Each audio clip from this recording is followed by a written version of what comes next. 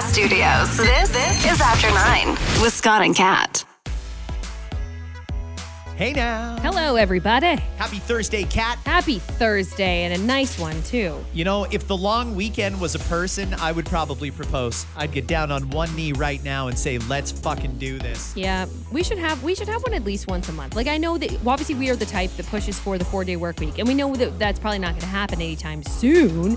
But can we not, try to figure out a way that every single month for sure, at least once a month, we get a 3-day weekend? Well, as advocates for the 4-day work week here on After 9, I'm going to suggest that a nice dip your toe in would be 1 week a month is a 4-day work week. Yeah, at least.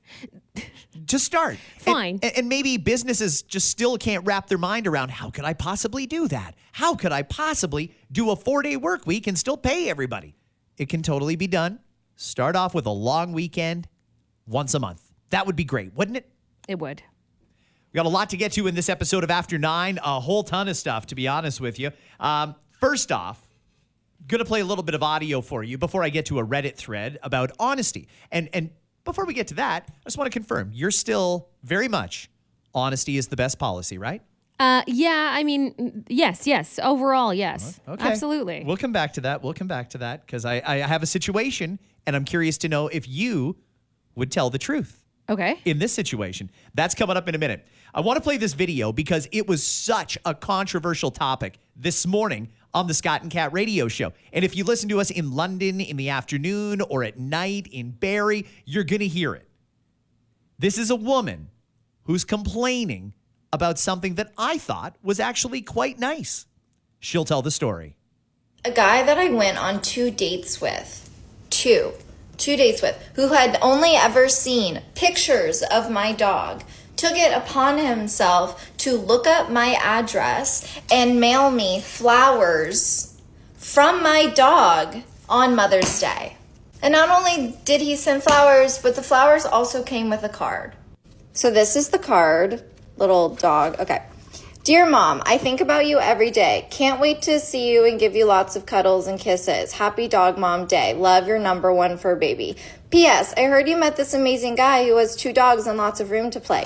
We should sniff that out sometime. I met this man twice. We went on 2 dates. I maybe spent 4 hours with this person. Hadn't seen him in a week. He'd never been to my apartment. He didn't know where I live. But he found out and sent me flowers. So you guys, be careful out there. Be careful. I mean, okay, she's using it as a cautionary tale for women. Be careful, because there's creepy guys out there who are, these sons of bitches, now they're sending us flowers. No way! We're not going to allow it. No flowers from men. Well. I mean, come on. I think the information that she's referring to is in the details, not the fact that there's flowers from a guy she dated. That's not the story. That's not the reason why she's putting out the TikTok. The details that matter, for me, in order, A, you never told him your address. He didn't know it as far as you knew. And next thing you know, he's sending something to your address. For a lot of people, and I'll say even specifically for women, that can be a bit scary because you didn't give him that information. So I understand why that might be worrisome. Might be, okay, is the key. Again, some people might find it cute that he did some form of detective work to find it out, but it might be a bit of a cautionary tale in that way. The next thing is that they had only been on a couple dates. Is that kind of too soon for something? For some people, yes. For some people, no. So I'll just say that may not matter to some, but it does matter to others. And then, the fact that it was a Mother's Day from her dog, if you wanted to send her flowers, dude, just send her flowers yourself. The fact that it was from her dog, obviously there's a quirky guy. And obviously these two, by the way, I think we could all agree aren't meant to be together. Because if she finds something like that creepy, but he's just like that kind of a goofy guy who does things like that, then they weren't meant to be anyway. Because if that's the way he's going to approach things, for some people that's amazing and cute and awesome. For her, obviously, she's not that into those kinds of gestures. And that's fine, to each their own. But I think those are the top 3 reasons why, for her, this is a bunch of ick. See, I don't see it that way. I thought, here's a guy who's clearly trying to show this girl he's interested. He's paying attention to details. He's trying to win her over. And even though they'd only been on 2 dates, let's keep in mind 2 dates is twice as many dates as before some people will hop into the sack. I mean, 2 dates is not brand new in the relationship here, he did a nice thing. He sent her flowers, and he had to send them somewhere, so he had to get her address. I don't know how he got her address, but if it was as simple as he looked it up, then she had her address out there somewhere. I think that the flowers part of it, nice. He wanted to send her flowers. It was Mother's Day weekend. She has no kids, so he can't just send her flowers and say, hey, happy Mother's Day. Not his mom, and she doesn't have kids. Doing it from the dog was a clever angle. I know that maybe there's that he's never met, though? The dog? You don't need to meet the dog. Okay. You'll meet the dog eventually if this is going somewhere. The dog's like, fuck you, keep me out of this, buddy. Trying to use me to get laid? Fuck off. Well, I think that this guy did all the things that you would expect a guy to do. Show he's interested. Prove it. Do a little bit of work. Go the extra mile. He did all those things, and people are shitting on him. And we got some unbelievable text messages about this today on the Scott and Kat show. I'll tell you first off, not everybody agrees. We're roughly 50-50, I think, it right? was pretty 50-50, yeah. Half the people thought it was cringy. Half the people thought it was cute. I'm on the cute side. I thought, you know what? Good for you. You were creative. You spent a little bit of money. You had to do a little bit of work and a little bit of planning. I think that shows that you're interested. And if it's really just a matter of how did he get her address, agreed. That might be listen, if he followed her home from work to get her address, totally inappropriate. Not okay. If he remembered that he ordered her an Uber after their date and he had her address in his Uber app or some other weird circumstance like that, that's totally fair game. Yeah, but obviously that wasn't the case. I think she remembered that. Now, that said, listen. Well, she also doesn't sound like the smartest person I've ever met either. Well, I think what is important here to note is that clearly, based on the text that we got, which varied from, oh my God, I wish someone would do a gesture like that for me, right over to, holy shit, this reminds me of a stalker I once had. It's awful, steer clear, red flag, and we had everything in between, by the way. We got so many texts. But I think what's clear from this is that everybody does have different boundaries. Mm-hmm. And it's a correct answer for you, just as is a correct answer for someone else, because it's all based on you and your boundaries. She obviously had a boundary of, we only went on a couple of dates. Knowing where I live is very intimate to me. Because as you mentioned, yeah, some people hop in the sack with someone. That's probably not her. That might not be her. Some people, that's way out of their comfort zone. So just because someone's going to go fuck someone on the first date doesn't mean someone should be comfortable with getting flowers sent to them. That should not. Those two should not be equated to each other. Not at all, because everyone has different boundaries. I think trying to understand the boundaries of that person you're dating is so important. That's like saying, well, this person liked when I came on to them right away. Why don't you? Because they're different people. And for some people, it makes them uncomfortable. Understand that. And don't assume that will be a comfortable thing for them. No, I totally understand that. Finding someone's boundaries is important, but it's also not instant either. How was he going to know that this was outside of her comfort zone until he actually did it? I know. You straight up say, I'd like to send something to you. Are you comfortable with that? You don't have to give details as to what. And she probably would have said, I don't feel comfortable with that. Great, good to know. Maybe next time, if you get that third date, bring flowers to her. I don't know why you had to use Mother's Day. It's fucking weird. That's the only part for me. I don't care. You like that or you don't, fine. I don't know where I would sit if the person that I dated, let's just say my husband did something like that back in the day, I'd probably think it was cute. Maybe. But it's the dog part. I'm like, why didn't you I just feel like, make him from you, man. Hey. You don't have to make it about the dog. It's kind of fucking weird. A lot of single women with no kids make a deal out of the fact that they're not they are a mom because they've got a dog. I heard a lot about that this past weekend when we celebrated Mother's Day. That's a whole other topic for another time. Oh, believe me, I know. You don't want to know where I stand on that. So I think that what he did was certainly a good effort. I think that he did probably a very nice thing. I don't think he had any bad intentions. He just was interested in her and wanted a creative way to show it. Yeah. Now, it came off a little creepy to her. That's not to say that everybody would find that creepy. Like Kat said, we got a lot of texts from people who thought, I never get shit like that. Yeah. And they would love to get thoughtful gestures like that. What a range. But I think understanding what that range might be for that person is important. That's all I'll say about that. And clearly these two, like I said, aren't meant to be together because what she finds cringy, he thinks is a cute, good idea. So if he's full of those cool ideas, go find someone who's going to appreciate it. Like some of the texters that we have. Some people are going to find that adorable. They're going to buy into it. They're going to want to be around you more. find that person because this is not your person. Just back to something else you said, because I like to understand these situations. How do you bring that up? Like, you've gone on 2 dates and you're everywhere you went this weekend, you saw flowers because it was Mother's Day. And he thought to himself, I'm going to send her flowers. She doesn't have kids. She's a dog mom, so I'll send them from the dog. Like, I can totally see his thought pattern there. I get it. But you're suggesting maybe they should have talked about it in advance. Does he actually have to go to her and say, hey, I'm thinking about sending you flowers? Would that be okay?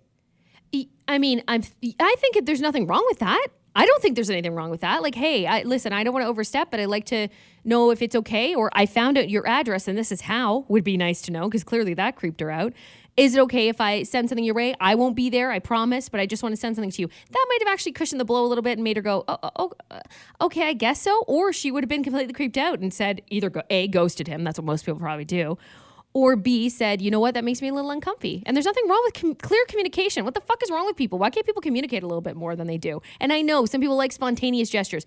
That's different, though, when you're with somebody. When you're with someone and you have that comfort level, spontaneity is great. But this was 2 dates.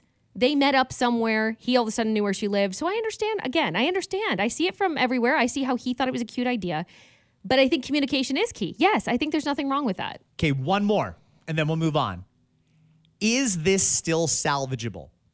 He's clearly probably seen the TikTok by now. Can he go to her and say, listen, that came off all wrong. Best of intentions, but clearly it didn't work out. I want to apologize for sending you the flowers. Here's how I got your address, just so you know. It was meant to be a nice thing. Can we start over? Should she give him a second chance if he's very honest and upfront about the process? I don't think they should be together. I think he should find someone that would think that that's nice, because there are clearly a lot of people that would. The fact that she warned women, like, be careful out there, ladies, she wants fucking nothing to do with him. So even if he tried to sway her, don't put your energy into it, dude. Put your energy into somebody else. We read a lot of stories this morning, by the way, and part of the reason that I think this woman is a little creeped out is because so many women apparently have had bad experiences. We got a text from one woman today who said she went out with a guy once. She mentioned where she works. The guy showed up at her job with gifts for her kid, and she was right weirded out. It's creepy. That's creepy. Yeah, you know what I mean? So there's boundaries. There are boundaries. Try to figure them out in whatever way that makes sense for you, but I think there's nothing wrong with communicating that, hey, you're the type that's spontaneous. Do you mind that? You know? Start there, see what happens. Kat, let's do Reddit here. A woman called her friend's newborn baby ugly. And she's trying to justify her harsh words by saying she was simply telling the truth. She and her friend Caroline gave birth a few weeks ago. She said her friend Caroline gave birth a few weeks ago and invited her over to meet the baby. Come see the baby. You gotta see the baby. She'd been sharing photos of the baby on Instagram in their private group chat, saying she was excited for everybody to finally meet her baby. Okay, well, back to the woman. She's on Reddit asking, am I the asshole here? Everyone is telling her that her baby is super cute. But the thing is, I think this baby is the ugliest baby I've ever seen. Of course, I wouldn't tell her this, as it's just my opinion and kind of rude. Yeah. But I don't have the heart to join the chorus of, "Aw, he's so cute." So I just don't say anything. She showed up at her friend's house early and sat in the living room while Caroline finished breastfeeding the baby. She added, she asked me if I wanted to hold him. I said, sure, and took him from my friend and started playing and cooing him. I like making fun of babies to the baby, and I got a bit carried away when I said, oh my God, who's the ugliest baby? You're the ugliest baby, as I blew kisses into his tummy. What the fuck? Caroline grabbed the baby from her arms and asked, what did you call my baby? I sheepishly said I was calling him ugly, and I apologized repeatedly as she screamed at me for calling her baby ugly. Wanting to know whether she's in the wrong, she took to social media here and says one last line. Most babies, in my opinion, are not cute. They are squished for a while, but get the stereotypical cuteness in a few months. The mothers are normally very aware of this and kind of just ignore it. Regardless, it's still the precious baby, and it's very rude to call them ugly. Is she the asshole here? And did she handle this appropriately? She shouldn't have said that's an ugly baby. Like, that's kind of a Who's weird. the ugly yeah, baby? like, why would you do that, though? Like, you don't have to. You also, though, she's right that you don't have to sit there and be like, wow, your baby's the cutest baby. Like, stop with that bullshit, too, okay? Most level-headed parents, although women go through all kinds of hormonal things after they give birth, we know this, but most will understand, like, they don't need you to sit there and tell them their baby's the best fucking baby they've ever seen in their life. They're not going to believe it unless you're the grandparents. Then the grandparents probably do believe that that's the best baby they've ever seen in their life. Otherwise, you just leave it out. Leave it out. She didn't need to do that. It was definitely an asshole move to do, because what was the purpose of it? What was the purpose of you doing that? She said she got carried away. She Yeah. didn't intend to call the baby ugly. It just came to mind. Yeah, then that was a stupid thing to do. And if you don't want to be around squishy, ugly newborn babies, then go visit after, a little while after. Say, I'll visit when they're like 3 months or something. Some people are actually really uncomfortable around newborns, right? Like, they don't even, because they won't, sure, they'll go and see the baby, but they don't want to touch the baby. They don't want to hold the baby. And I think that's okay. I'm like that. I think that's okay. Even when Dave's daughter was born, I went over there and I brought gifts and everything. I didn't want to hold the baby. I just don't like holding God, babies. I I'm afraid love I'm it. going to hurt them. I I'm a did dad too. and I'm afraid that I'm going to hurt the baby. See, and I was like that too before I had babies. Now I'm like, oh yeah, fucking give me that baby right now. I know what I'm doing. but I was always so nervous before that. So maybe there's a difference there. Maybe there's not. But either way, it doesn't matter. Like, my husband's one of those people, by the way, that doesn't want to touch babies. Like, Right. he's not going to be in charge of breaking a baby, and he's awkwardly holding it, even though he's held our babies many times in the baby phase days. He doesn't want to touch someone else's baby. And again, I think that's okay. But you don't have to hold it and call it ugly. That's a bit much, you know? So you firmly believe in honesty, Kat. If a friend comes to you and says, "Hey, look at my baby. Do you think my baby is the cutest baby you've ever seen? Isn't my baby so cute?" Are you going to be honest and say, "Actually, it's not a very cute baby. That's kind of ugly, actually."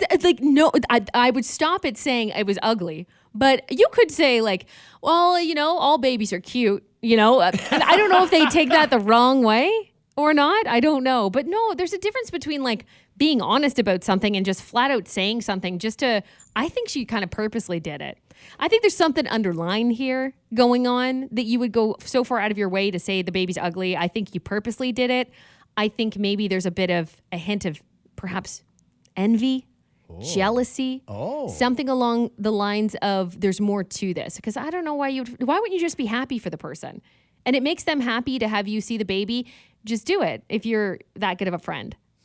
I think there's something else going on here. I will lie until my nose grows out of my face. You'll just be like, cutest fucking baby. If one of my buddies says, "Hey, look at my new baby, isn't it the cutest baby?" I'm going to say, "That is the cutest fucking baby I've ever Yes. seen in my life." You know what? And I think that's okay. I will, whatever makes them feel good. They're not looking for someone Yeah. to affirm what they're saying. They just want you to agree and make their kid up on a pedestal. I don't even know where the phrase white lie comes from. Maybe I don't even want to look that up. What does that even mean? But that falls under, like, the white lie category of, you know what? Someone else is having the time of their life. Someone else is living their moment. Just be there for them, support them in whatever way that is. That's kind of where white lies sometimes stem from, right? I think a white lie is one of those lies that's pretty inconsequential.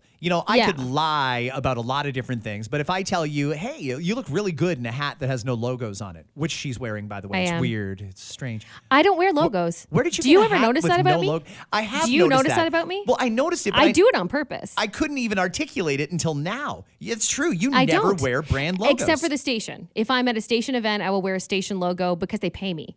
I don't wear logos because why would I walk around as your human billboard? I don't believe in it. I don't wear shirts. Of course, I'll wear shirts from companies. Like, sure, I have, an Abercrombie shirt or an Old Navy. It's not going to say that all across the top of it. You'll never catch me wearing a logo. And I purposely have done that since I really became a personality. Because I realized that all of us, by the way, I don't care if you're a personality, a public figure or not, you have value. So if you're strutting around a logo, absolutely stand by it. Some people don't fucking care. They're like, I don't care what logo I wear. You're wearing a The Honey Pot. did they give you that? They sent it to me. Great. yeah. See? Good. They All the sent that pot to you. shops send me shit now. It's great. They sent that to you. I think that's great. But otherwise, I don't wear logoed stuff. Sometimes some of my stuff says things, but it's not the logo for a company. I will never do it. Actually, you know what? This is a good opportunity since you brought it up inadvertently. Yeah. I want to do a shout out to Ronin Cannabis in Cambridge. They're at Town Line and Jameson Parkway. They invited me to come down to the store, and I had such a great chat with the owner about the restrictions that pot shop owners face. This is an independent business person who is doing everything right, and he cannot get the government to get out of his way and let him create a successful business. Not to say that they're not successful. They've got a great selection. I highly recommend the store. It's called Ronin Cannabis. If you get a chance, this is a good small business owner. Go in and support the guy. Stock up for the long weekend. Now, as it would, stock up for the long Right? weekend. Get your Yeah. weed. Oh, I got to go to the States this weekend, and it's weird because the States isn't like Don't here. bring your weed. No. Well, I mean, last time I went to the States, I accidentally brought weed with me because I forgot when I'm golfing, I'll bring a couple of joints with me. Gets me through the round, feel good, back doesn't hurt, awesome. And it's more fun that way. But when I'm done, I'll like slide it in my golf shoes. Well, wouldn't you fucking know, I forgot I had weed in there from last year, and I crossed the border with it 2 weeks ago. Arrest him instantly. Yeah, I'm admitting it. Please don't arrest me, Joe Biden. Since it's legal here, I'm sure that happens daily, I'm sure. I'm sure. And people truly aren't aware. They're not doing it on purpose. And I don't think the CBSA or the American Customs is going to care. Like, it's obviously not like I'm trafficking. I had one joint on me, and it was in a shoe. If they caught you, caught you in the whoopsie daisy, they probably just bring you in, go through the motions of, did you mean to do it? You'd be like, oh fuck, I didn't, and then they would send you on your way with a warning. Yeah, that's all that would happen. They'd have to search your vehicle, which would suck, and it's a massive delay when they search your vehicle. Well, they don't give a shit when they search your vehicle. They will rip everything out. They don't care, and then have a laugh while you put everything back in because they're not there to put it back together. They're only there to rip it apart. And they take their sweet ass time. Yeah, it happened they to me do. one time. It wasn't my car. It was a friend of mine's car because she had a Portuguese passport. So they pulled us over, looked through the car for some reason, like it fucking mattered that she had a different passport. Oh God, it was a nightmare. Well, the problem with the states is, while cannabis recreationally is legal in certain states, it's not in all. I'm going to Indiana this weekend to see my son. We're going to do some renos on his house. And I can't bring weed with me. No. And they don't sell it in Indiana. They don't sell it in Ohio. So basically, as soon as I cross into Michigan, where there's a pot shop, they've got more pot shops in Michigan than we have here. We think we've got a lot here, like one on every corner. They've got them like side by side down there. So I've got to pick something up there and then drive it across 2 different state lines where it's not legal. And they're really just making good people into criminals with the way the Americans are doing it. They got to fix that system down there because it's silly. But we have more to get to on this episode of After 9. The crypto king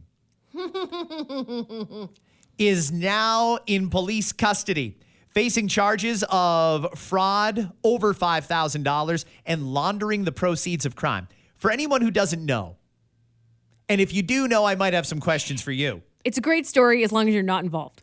This is a 25-year-old, 25. His name is Aiden Pletoreski. He has been charged with, like we said, fraud and proceeds of crime, laundering. He and his 27-year-old associate were involved in an investment fraud where they promised large weekly profits through their savvy crypto investments. Police and the Ontario Securities Commission are holding a news conference. So somehow this fucking guy managed to convince all these wealthy people, give me money. I invest that money. We split the profit. I take some of the profit. You take some of the profit. Your main investment is safe. And people did it. They handed millions of dollars to, at the time, like a 22-year-old kid just because he said he was an expert in crypto. And what did the kid do with it? Well, he's got a Lamborghini. He's got a McLaren. He flies around on a private jet a lot. This guy is jet-setting, living the life of a billionaire, all with other people's money. And when they finally caught on that this guy's basically running a pyramid scheme here, they tried to seize the money to get it back to the investors, and they can't find it. Now, it's pretty ridiculous to assume that this guy spent that much money in such a short period of time, but they can't find the cash. Now, the caveat to this is the same fucking guy that got kidnapped and held hostage for a week last year by one of the people whose money he took and wants their money back. This is going to make a good movie. It's going to be a fabulous. I was gonna be a thinking movie. that like the whole time. I think that this is going to be such a well done movie. Once, I mean, I think you got to buy the rights to a book or something first. But whoever's writing that book, you're about to make some dough because this is going to be good. How, as a early 20s kid, do you convince boomers and Gen Xers that have got a decent amount of money that they shouldn't go with their hedge fund manager, they shouldn't go with their investment banker, they shouldn't go with their financial advisor, they should give it to you, the self-proclaimed crypto king? How did he do it? Because it's an amazing story. If he somehow managed to convince these people that all these so-called experts in the industry were not for them, he was the guy to invest their money with. He's one hell of a salesman. It's pretty incredible. Don't you know some people, not on this level, but I mean, don't you know some young people like that though? I mean, I know some people who are kind of like that. Like it's almost like pushy.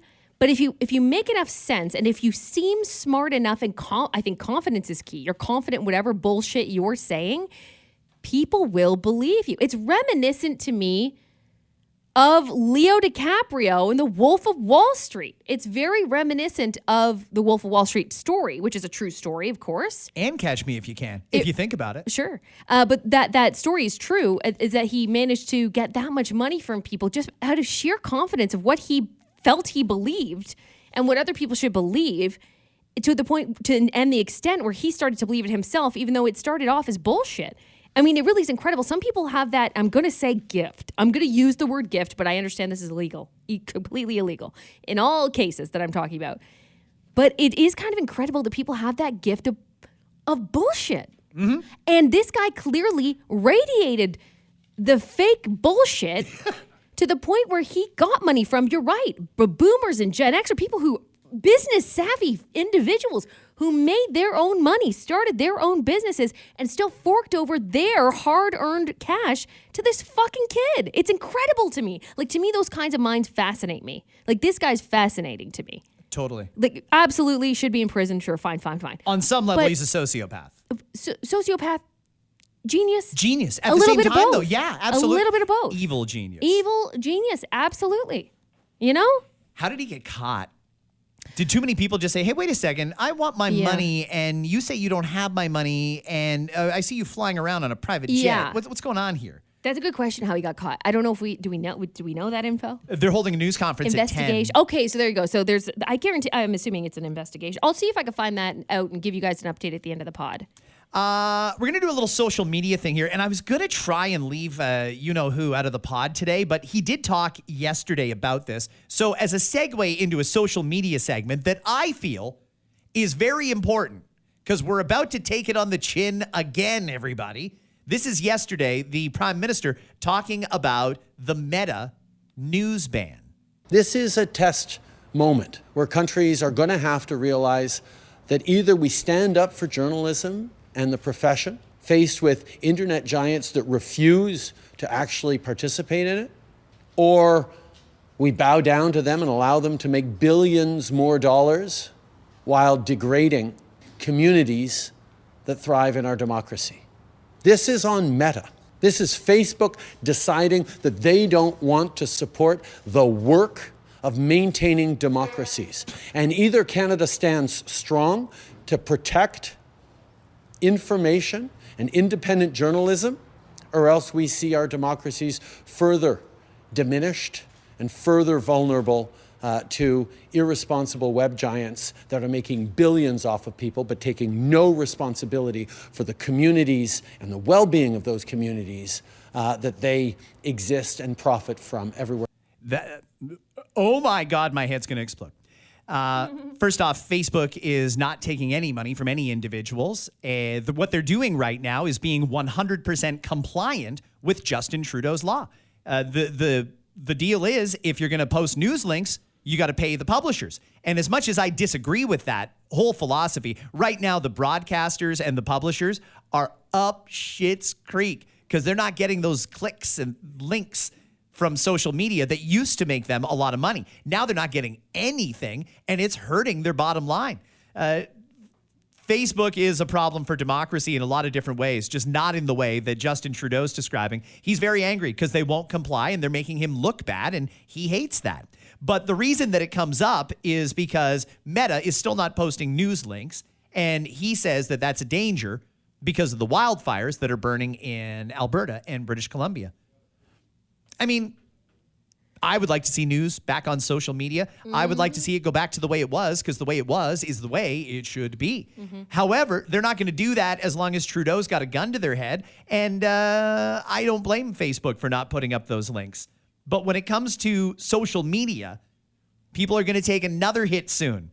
Google's new retooled search engine launches this week in America, leaning heavily on AI. The change promises to help people find information more quickly on Google, while also potentially disrupting the flow of those money-making clicks. Basically, what they're going to do is you will periodically see conversational summaries generated by Google's AI technology at the top of the search engine results. In other words, if you Google, how do I install blinds in my living room? It'll show you a couple of YouTube links. It'll show you a couple of websites. It'll show you how to. Might even offer you a couple blinds manufacturers or window companies. It'll do all that.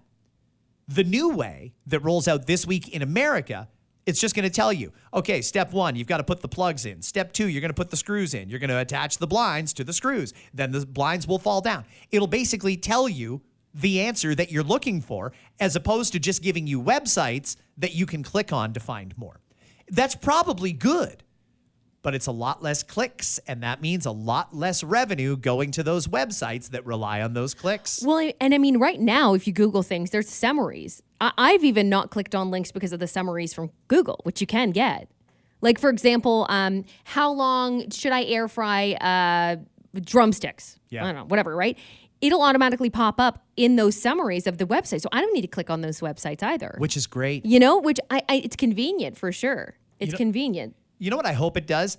I hope it can find a way that if I want to know a recipe for, say, a good rub that I can put on a roast, I shouldn't have to scan through 25 pages of this person telling me their life story before they get to the ingredients, and then 25 more pages before they get to how to actually use the ingredients. Maybe it'll just give you the actual recipe. That would be a fantastic improvement. I use the voice service so much on Google. Like, I've got the hub in my kitchen. You got great, like a isn't hub it? or the Yeah, Hey yeah. Google, whatever. I've done recipes like that before too, and it lets you pause in between. So, for example, if I'm in the middle of making something, it's like, okay, first cut, whatever, the peppers into this. When you're ready, tell me you're ready for the next step. Okay, I'm ready for the next step. I've done that countless times. It's actually so handy. I love it. And I'm not clicking or reading anything. It's amazing. Googling was not a strenuous activity by any means, but they found a way to make it even easy. easier. I know. And we're love so it. fucking lazy that we eat it up. Nom, nom, nom. Give me more of that shit. We do not have much more time, but I do have a couple more things I want to get to. Number 1, a place near and dear to most of our hearts is closing. The Mirage Casino in Las Vegas, right on the Strip, is closing after 34 years and about $500 of my dollars. That was home of Siegfried and Roy, right? Am I right there? Or was that the other place? No, For many I think years, you're right. I mean, with the statues right in front. I've been to Vegas so many times. You think I'd fucking memorize this, but I'm pretty sure that's what it was. The Mirage had that. They had a real good They had, Italian like, restaurant yeah. and a good steakhouse in there too. A bit of an indoor jungle there, not as nice as like a botanical garden that you find at the other places, but it had like a little like indoor jungle area and a few things. But honestly, it was very run down, very old. I say was, but you could still go up until July. Well, a lot of people, you can go till July 17th is when it's going to close. A lot of people would end up at the Mirage in Vegas because, while it would be great to stay at the Bellagio or Caesars or the Cosmo or whatever, the Mirage was usually one of the cheaper ones, and a lot of people opted to go for the cheaper one Right. because it was on the Strip. Yeah. What I'm not sure about is what comes next. July 17th, they close for major renovations and construction on the property. They say it is set to reopen in 2027 as the Hard Rock. Mm-hmm. We already have a Hard Rock in Vegas. It's not on the Strip. Oh, it's not going to be like this, though. So are there going to be 2 Hard Rocks in Vegas, or are they going to move the one from off the Strip to where the Mirage is now? Nobody's going to want to stay at the old Hard Rock when you're going to have this. Guys, they're constructing 2 towers. The towers are going to be shaped like guitars. facing back to back. So 2 towers shaped like guitars. The hotel rooms are inside the fucking guitars. No one's going to want to stay at that shit one they've got now.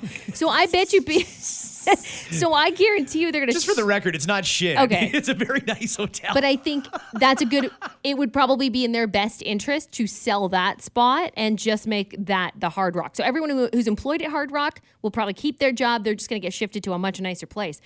2027, that's a long time from now. However, when you look at what they're constructing, when you look at their plans, you see why it's going to take that long. It's going to look badass. It's 660 feet tall.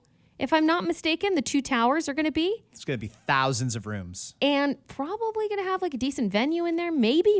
They haven't announced that, by the way. This is just me guessing because it's a Hard Rock. Or they're going to have like a cool collectible museum, like all kinds of cool things that the Hard Rock hotels are known for now. And there's going to be a great nightclub, world-class restaurants. All that shit for all of it. Sure, I love it. I feel bad by the way, over 3,300 people have to lose their job with the Mirage shutting down. However, there's so many hotels on the Strip. It's hard to believe that even in the shitty hotels, there's over 3,000 employees. Yes. Bigger than most Yes. corporations. Yes. They've got over 3,000 employees. Yeah. That's wild to me. While we're talking construction, the second phase of renovations has kicked off at Scotiabank Arena. They couldn't begin until both the Leafs and Raptors were out of the playoffs. That's obviously happened now. No. MLSE says this phase of construction is focused on the 100 level and upgrading the fan experience. This phase is mainly changes to the concourse. There's going to be new food and retail spaces opening up, and it'll have a digital look to it. Some concerts this summer are going to be impacted by the renovations. Otherwise, it should be ready to go for the fall. Is this a little FOMO? They saw how much love the Rogers Center was getting for their upgrade, and they thought, we're doing that too. Yeah. Or was it just time? I mean, it's 25 years old. It's time, I think. It's time. And when you look around at all the newer arenas that they have, or even the upgraded arenas, I should say, there is some really fucking cool technology that they could utilize here, that they will utilize now, which is good. So I think, although it'll be slightly disruptive, as you mentioned, it'll be well worth it afterwards. Because we should have you know how much money we fucking spend? You all know how much money we spend buying tickets at this fucking place. We deserve to have the best goddamn technology. Give me the screens. Give me the AI. Put all the shit in there because I deserve it, damn it. The screens in particular are going to make it look nice. One thing, though, is there's no changes to the actual bowl itself. I look at some of these arenas that have like color-coded their seats to the theme of the team that plays there. You get yellow seats in Boston. You get red seats in Montreal. Scotiabank Arena doesn't exactly scream Leafs or Raptors, so maybe an upgrade to the bowl. Also adding a few more seats. Scotiabank Arena is a premier venue, but it's not as big as some of the other ones out there. It would be nice if they added a few more, maybe improve the sight lines a little bit, make everything aimed at home plate. Oh, no, they already did that with Rogers Center. There's no home plate in basketball. Well, and also do the upper level, too, because the upper level, there's not a lot up there. I've never sat for an event, a concert, a game, anything in the upper bowl. I've only gone up there when I was working and doing a hit for when I was working with the Toronto Rock. Yeah. And there's no reason to go up there unless you have seats up there. You know what I mean? It's real steep. Yeah. You know, I wish they could do something about that, too. It's not a great view. Okay, we are running out of time, but this weekend I'm going to the States. I told you that. Yes. I'm helping my son do some renovations on his home down there. Am I going on a trip or am I going on a vacation? That is not a vacation if you're doing work. That's a trip. 80% of adults agree there's a difference between going on a trip and going on a vacation. So they've come up with a list of 5 things that can help you tell you're on vacation, not just a trip. If you're on vacation, you're traveling to relax. You're spending at least 4 days away from home. You're completely disconnecting from work. You're on vacation if it's a trek, not just going somewhere nearby. And you're on vacation if you have to break out of your normal routine. Everything else is just a trip. The example they give, if you're going to Cancun for a week, you're on vacation. Right. But if you're going to a wedding in another city, you're going on a trip. Okay. So, and for me, trip and vacation are 2 different things. They are, totally are. You know, like, because I do agree with 80% or whatever it was that said that. For me, trip is like, you're away, but there's like things to do. There's an itinerary, right? Like for me, when I went to Florida, that didn't feel like a vacation. I know that sounds silly because people are like, what the fuck are you talking about? That is a vacation. Sure, there were moments. Florida, you're walking around in flip-flops and fucking giant mice everywhere. And there were moments, but we also had a bit of an itinerary. It was got to get tickets to this and Disney, and I got to make sure I get the Genie Plus. And it almost felt like I needed a vacation from the trip. So I feel like a trip is not as relaxed, and relaxation's the key there for me for vacations. When I went to Dominican, for example, that was a vacation. I had so many moments of relaxation. That's a vacation. Trip is so like organized and got to do this and get stuff done. Kind of like your trip this weekend to me is very trip-like. But for me, the key one is when you break out of your normal routine. For me, I am on vacation if I'm in a different city and I don't have to wake up at 3 o'clock in the morning. Yeah, that's always nice too. And I don't have to write news the night before. Yeah. I will work my butt off this weekend doing drywall and changing light fixtures, and I got a backsplash to do and some landscaping and the whole 9 yards. And as much work as that is, that's still more of a vacation to me than just lounging around here on the long weekend. Okay, so you would consider that a vacation? You consider what you're doing a vacation? If I don't call it a vacation, though. I can't eat and drink like an asshole. And I fully intend to do that. Right. Have a great one, everybody. Ooh. Real quick. So the conference is 12 p.m. now. So as we record, we were talking about the Crypto King. Yeah. As we record, we don't have any answers as to what they found out. But they do say it was an investigation by a licensed insolvency trustee that found this guy invested about only 2% of investor funds. Well, he spent $16 million on himself renting those jets and getting those luxury cars and everything else we mentioned. So there you go. So more info will come after we record this podcast, unfortunately. I can't wait to hear the rest of this story. I don't hate this kid. I know he took a lot of people's money, but I also don't know why these people would give a kid their money. It's fascinating. It's a great story. We will talk more about that tomorrow. Have a great day. Bye, friends. Boeing announced that its first crewed space launch has been delayed again due to a helium leak in the spacecraft. The spokesman for Boeing said, "Come on, guys, give us a couple weeks to work out the case. We're human just like you are. We make mistakes, we try." New York Mayor Eric Adams announced that as part of the city's crackdown on smoke shops, 75 illegal cannabis stores have been shut down. So sorry, stoners, but you're going to have to walk to the next block. the Paris Olympics is providing athletes with twin-size beds that have cardboard frames to keep them from having sex.